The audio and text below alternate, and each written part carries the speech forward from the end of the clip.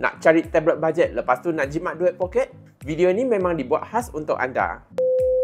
Hai guys, saya Abang Ash and welcome back to my channel.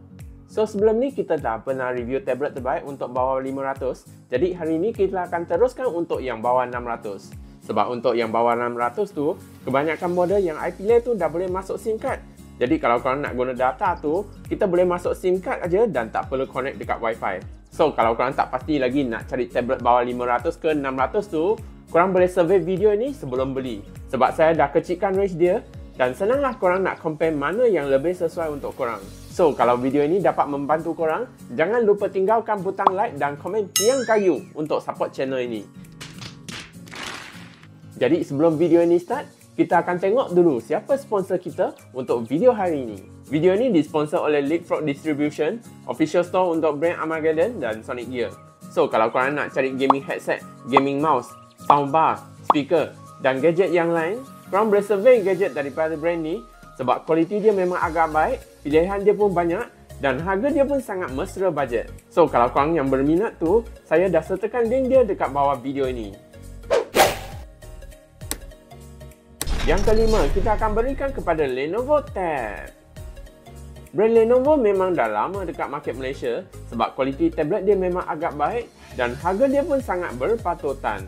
Tablet ni dia guna screen size 10.1 inci yang agak besar, ada memori 128GB dan 4GB RAM, support network 4G dan boleh guna SIM card, dan tablet ni pun support dual speaker Dolby Atmos. So kalau korang nak cari tablet yang ada screen yang besar lepas tu nak tablet yang boleh masuk SIM card, mungkin korang pun boleh consider tablet yang ni. Cuma model ni adalah jenis yang 4GB RAM aja dan tak sedap lah kalau korang nak gunakan dia untuk kerja-kerja berat. Tapi setakat nak gunakan dia untuk layan cerita dan kerja-kerja basic tu, tablet ni masih boleh handle semua kerja-kerja ringan tanpa sebarang isu.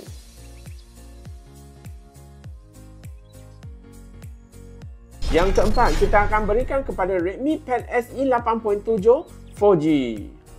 Sebelum ni, yang harga bawah 500 tu adalah jenis yang Wi-Fi baja. Tapi yang harga bawah 600 ni, kita dah boleh masuk SIM card dan guna data internet. Tablet ni guna screen size 8.7 inci yang agak compact, ada memori 128GB dan 6GB RAM, ada bateri 6600mAh yang agak tahan, dan tablet ni pun support dual speaker. So kalau korang adalah peminat Redmi lepas tu nak cari tablet yang ada size yang compact, mungkin korang pun boleh consider tablet yang ni. Cuma size screen dia adalah lebih kecil sikit kalau kita compare dengan Lenovo Tab yang sebelum ni. So kalau korang nak cari tablet yang ada screen yang besar lepas tu nak boleh masuk SIM card, mungkin korang kena cari tablet yang seterusnya.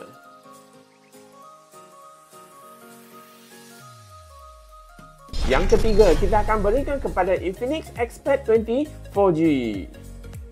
Sebenarnya tablet ni dia ada dua model. Yang 128GB tu dijual pada tanda harga RM599 dan yang 256GB tu dijual pada tanda harga RM799. Tablet ni dia guna screen size 11 inci yang agak besar, ada memori 128GB dan 6GB RAM, ada bateri 7000mAh yang agak tahan, dan tablet ni pun boleh support SIM card 4G. So kalau korang nak cari tablet yang boleh masuk SIM card lepas tu nak ada screen size yang besar macam lembu, mungkin korang pun boleh consider tablet yang ni. Cuma Infinix tak bagi free keyboard untuk segmen yang ni. So kalau korang nak tablet yang ada free sekali dengan keyboard, mungkin korang kena survey tablet yang seterusnya.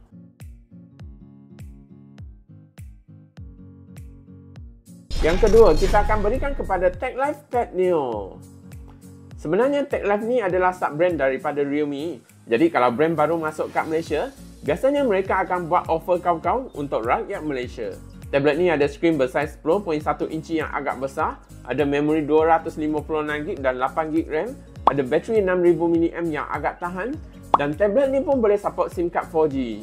So kalau korang nak cari tablet yang ada screen yang besar lepas tu nak ada dapat free keyboard, mungkin korang pun boleh consider tablet yang ni. Cuma chipset G80 ni masih kira slow lagi dan tak berapa sedap kalau korang nak gunakan dia untuk gaming. So kalau korang nak cari tablet yang sedap untuk gaming, mungkin korang kena cari tablet yang seterusnya.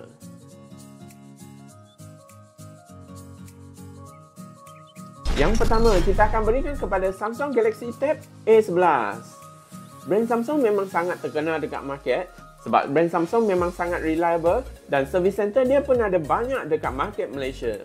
Tablet ni dia guna refresh rate 90Hz yang agak smooth, ada memori 128GB dan 8GB RAM, support dual speaker Dolby Atmos yang agak sedap, Dan tablet ni pun dapat 7 tahun software update daripada Samsung. So, kalau korang nak cari tablet yang sedap untuk gaming, lepas tu nak dapat software update yang lama, mungkin korang pun boleh consider tablet yang ni. Cuma size screen dia adalah 8.7 inci aja dan tablet ni adalah jenis yang Wi-Fi.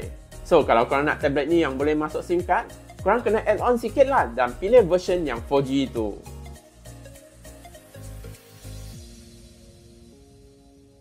So, itulah 5 tablet terbaik bawah 600 yang masih berbaloi untuk dibeli pada tahun 2025 ni. So, nak tablet yang sedap gaming tu, korang boleh pilih yang Samsung. Nak tablet yang ada free keyboard tu, korang boleh pilih lah Tech Life daripada Realme. Nak tablet yang ada size screen yang besar, korang boleh pilih Tech Life, Infinix dan Lenovo.